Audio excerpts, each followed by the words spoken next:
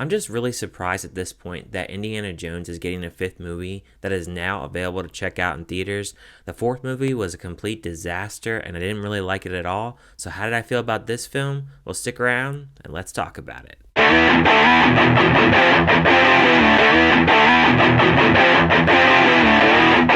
Archaeologist Indiana Jones races against time to retrieve a legendary artifact that can change the course of history.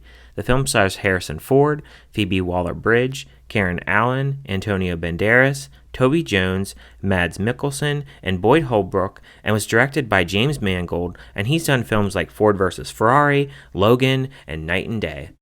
So recently I actually watched all four Indiana Jones films for the first time, and I can say that the first two films I really love a lot. The third film, I don't think it's as good as the first two, but I really did enjoy that one as well. It's just not as a repeat watch as the first two films for me.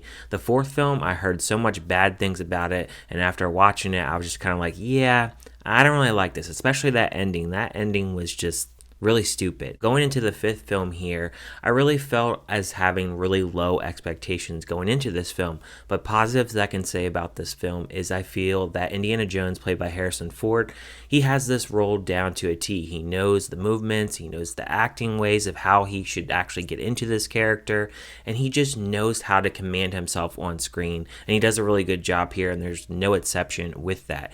The opening scene, the first 20 to 25 minutes of this film, is completely awesome. I love the whole scene on the train. They're looking for this particular item. He's fighting Nazis. They do have a de-aging effect, which I really did like, but at the same time, when he starts talking, it kind of ruins it a little bit, and it feels kind of out of place with the fact that he's much older. And even though this is taking place back in the 40s, before we fast forward to the 1960s, it did feel a little bit out of place that we actually saw this de-aging on screen, and I was just kind of in the middle about that whole process. Phoebe Waller-Bridge plays Helena, and honestly, I'm very much mixed on her character. On one end, she is supposed to be teaming up with Indiana Jones. They have this doll, although we don't know what the doll actually does. They don't really do a good job of actually explaining what the power of the doll is. And so she's actually teaming up with Indiana Jones here. And the problem that I have is she's trying to sell it off at an auction. So are we supposed to root for her character and care about her character? Or is she a villain? Mads Mikkelsen, the villain, I found that he was extremely generic, extremely weak. I thought his character was extremely boring the way that it was written.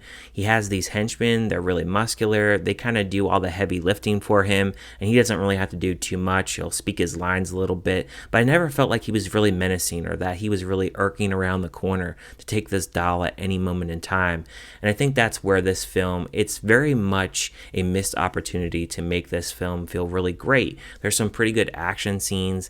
There is some movie magic that I feel is just a little bit too much. For instance, there is scenes where people should be dead, they're getting shot at, and it's very obvious how would they actually survive. Explosions going off, it's just like a little bit too much movie magic, not on the quite side of like Fast and Furious or anything like that, but it definitely has some movie magic that is a little bit too much for me at points. The runtime was way too long for this film. This film could easily be told in 2 hours, 2.5 hours, just a little bit too long, and I found in the middle of the film, it definitely dragged a little bit for me. All the other films, they're made in 2 hours and they can tell a narrative, and I think for this kind of narrative, it could definitely be told in 2 hours. And the other thing that really disappointed me about this film is by the time we get into the ending of the film and the wrap up of the film, honestly, it felt very anticlimactic for me, and I was very disappointed as to how we actually chose to end this film, the fate of what the villains are actually facing, and then what our heroes are actually facing as well. It just doesn't stick the landing for me, and that's the hardest part about this film, because on one end, I can sit here and I can look and say, well, this film, it's terrible, it's the worst of the year, but I don't necessarily think the film is on my worst list. I feel like it's a little bit more than meh and a little bit better than okay, but not necessarily a really awesome film that I'm going to actually revisit again.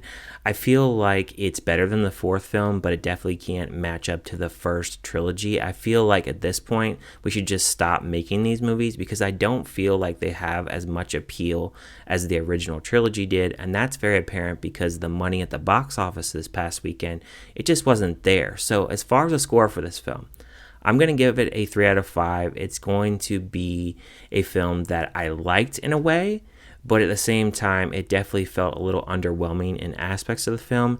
Is it a film that I could sit here and say that I would go ahead and revisit it time and time again? Probably not. I don't even think it's a film that I would probably purchase and buy on 4K, to be honest with you. It's not a film that I could really see myself really rewatching over and over again. I would say for a send-off for Harrison Ford, I think that his acting shines in here. I wouldn't say necessarily the wrap-up is really where I liked this film to really end this whole franchise. But it is what it is at this point, and as far as this continuing on, I just hope that they don't go forward at all or even reboot it, but I feel like they will reboot it in about 10 years, but we will see. But let me know in the comments, what did you think about this film? Did you like it? Did you hate it? Was it just kind of meh? And if you haven't seen it, are you going to check it out in a theater, or are you going to wait for streaming, or are you just going to skip it all together? Thank you guys for watching this review, and I will see you guys on my next review.